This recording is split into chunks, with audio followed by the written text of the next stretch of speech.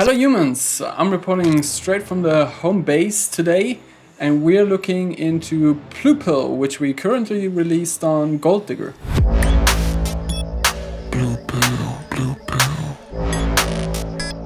green light, fade out. Now, Blue Pill is based on Matrix. Not sure if you have seen the film, it's a classic, you should definitely watch it. And there's one scene where the main character, Neo, has to choose between the red or the blue pill. And the blue pill will send him back to the Matrix. Do you want to know what it is? The Matrix is sort of a simulation. And since we did our song about simulation before on the Confession release, we thought there would be a nice idea to continue this story, so to say. So Blue Pill is about going back to the Matrix and diving into the simulation. The Matrix is everywhere. It is all around us. The blue pill, since it sends you back to the Matrix, it's like this warm blanket of ignorance, basically. Isn't there a saying in the film, ignorance is bliss, or something like that? I really like that. So this was the idea, that I wanted a sound that feels like a warm blanket, and I imagined like this super saw which is bathed in reverb. So that's the first thing I built from the song. And that's the whole project here. You see we have like 5 different groups: drums, drop sounds, which is mainly bass sound, and like the whoa element, as I call it. The intro with the melodic content, that's not very much. Vocals and sound effects. Let's check out this chord sound I talked about. Now this is the final version of the song in the master. I did this by using just a plain polysynth, which is like a stock synth of Bitwig Studio. And here you can control how many voices, 9 voices. And here the detuning of those voices, which is 38 cents.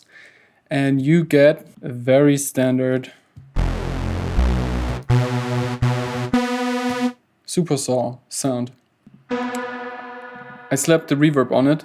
I chose the RC24 by Native Instruments. It's like a collaboration between Native Instruments and SoftU.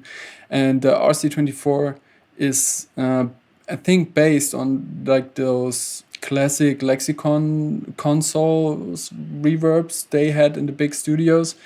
But what is most important about it is that it sounds very dull, and it cuts off at like 3.8 kilohertz. And yeah, running that supersaw in this fully wet reverb, which is very long, 7.5 seconds, sounds like this.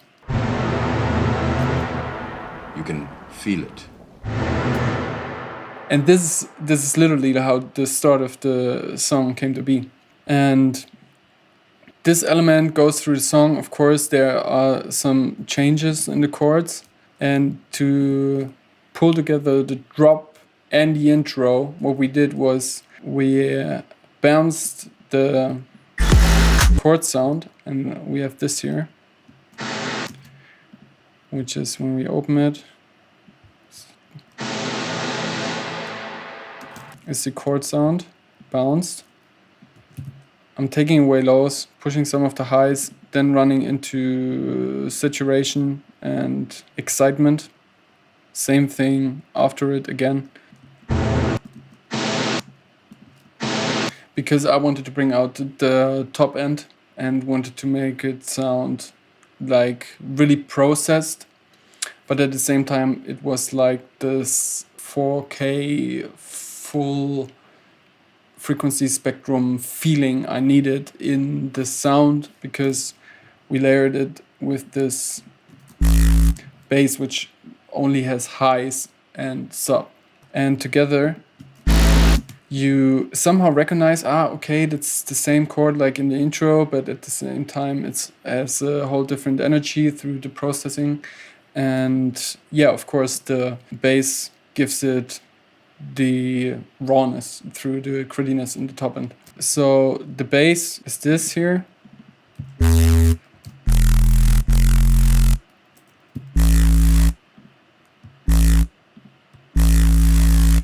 And it's made with 2 phase 4s, which is like a phase modulation synthesizer from Bitwig. It's a little bit like FM8 or what's the one in Fruity Loops?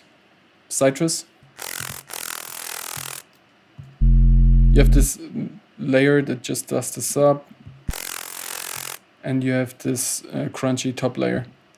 Now, this bass sound is based on another technique, which is take a sine wave just like this, take some noise, you run both into distortion, and you get this basically the same effect. You get this crunchy highs because every time the wave from the sub bass gets loud, it pushes the noise into distortion and makes it kind of disappear and crunch together with the sine. And in between, there's enough space for the noise to come back and do its thing. And then when the sine gets loud again on the other side of the wave, gets crunch again. And then you have this grittiness to it. The thing is, when you do it like this, that you don't have any control over the harmonics that are created in the bass, because of course the distortion also creates upper harmonics. You also have very little control over the character of the top end. I created those 2 layers separately,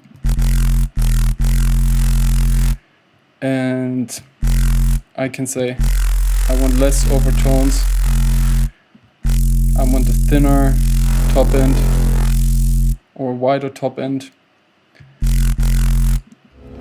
Remember, all I'm offering is the truth, nothing more. What I find very interesting as well is the sound between the bass noises, which starts out as a very filtered down, like vibey, reverby, dark element, and in the second drop becomes this very open, chordy, cool thing. So I think we're gonna look into that in another part. This was it for today, and I hope you enjoyed. Check out the song if you haven't. It's also on our YouTube channel.